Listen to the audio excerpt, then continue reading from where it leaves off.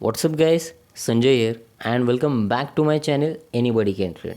जैसे स्क्रीन पर आप देख ही सकते हो, दिसंबर 1 से लेके ये बहुत सारे रूल्स आ चुके हैं सेबी के, और ये इफ़ेक्ट किस सेगमेंट में आने वाला है तो ये पहले ही मैं आपको बता देता हूँ।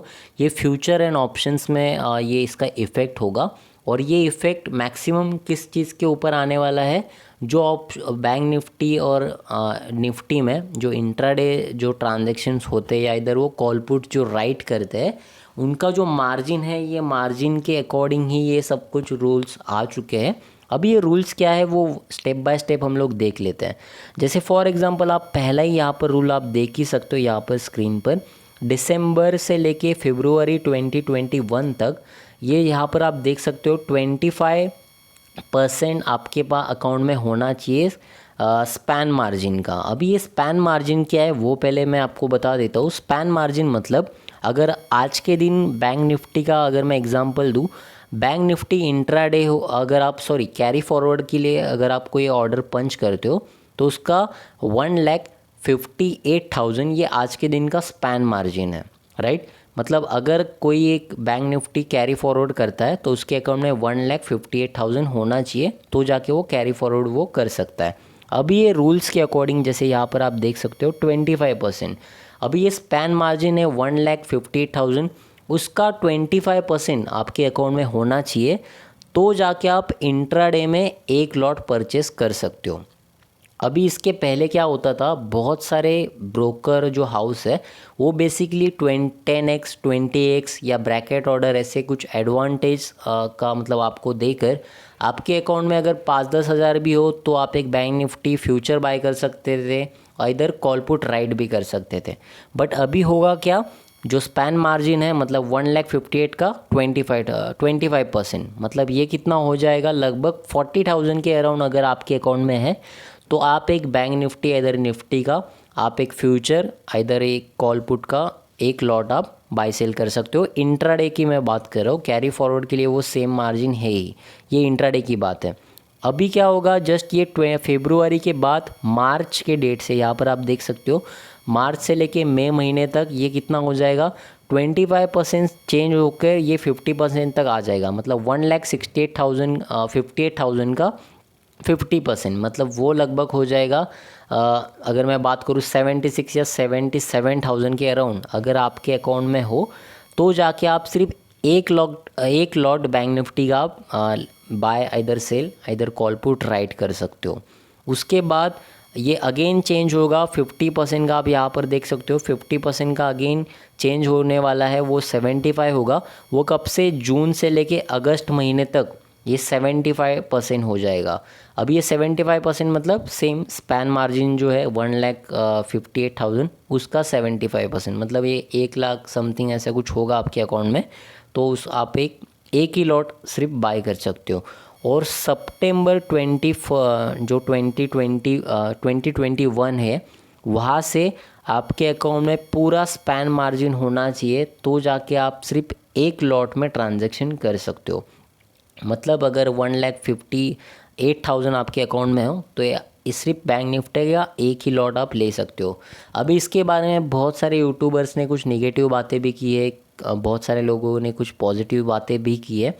अभी ये क्या इसका इफ़ेक्ट होगा और क्या इसमें अच्छी पॉजिटिवली ही आप सोचा करो, हर एक जो डिसीजन लिया जाता है बेसिकली गवर्नमेंट के थ्रू वो एक पॉजिटिवली लिया जाता है। अभी इसमें निगेटिव बातें भी है, कुछ पॉजिटिव बातें भी है, वो दोनों साइड की बातें हम लोग करेंगे।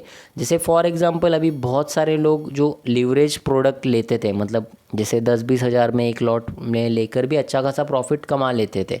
अभी उनका होगा क्या, अब जस्ट एक चीज़ समझ लेना, निफ्टी हो बैंक निफ्टी हो इधर स्टॉक शेयर मार्केट में आपके पास फंड मैनेजमेंट होना चाहिए। फंड मैनेजमेंट मतलब बेसिकली रिस्क पर ट्रेड कितना लेना है।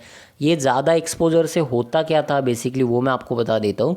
एक या दो ही गलत ट्रांजैक्शन अगर आपके अकाउंट में पंच हो गए तो आपका पूरा मार्जिन वाइप आउट हो जाता था। मतलब बैंक निफ्टी में अगर लेट सपोज 5 या 10 हज़ार में एक फ्यूचर लेने के लिए आपको दिया है और आप बैंक निफ्टी का मूवमेंट आप जानते हो 600 से लेके 700 पॉइंट भी हो जाता है एक दिन में, और अगर एक गलत ट्रेड पंच आपका हो गया तो किसी ने 5,000 डाल के सीधे 5,000 की रिक्स, मतलब आप पूरा 100% का रिक्स ले रहे हो और ये मार्केट में चलता नहीं है। रिस्क बेसिकली डिपेंड बहुत कम लेना होता है। और एक चीज़ आप अच्छे से समझो, शेयर मार्केट में जैसे आपने एक स्कैम भी देखा होगा, वो 1992 का स्कैम हर्षद मेहता का, वहाँ पर भी बहुत सारे लोगों को वहाँ पर पिक्चर में वो वेब सीरीज़ में भी बताया है कि कर्ज़ा लेके कुछ भी ट्रांजैक्शन आपको नहीं करना चाहिए।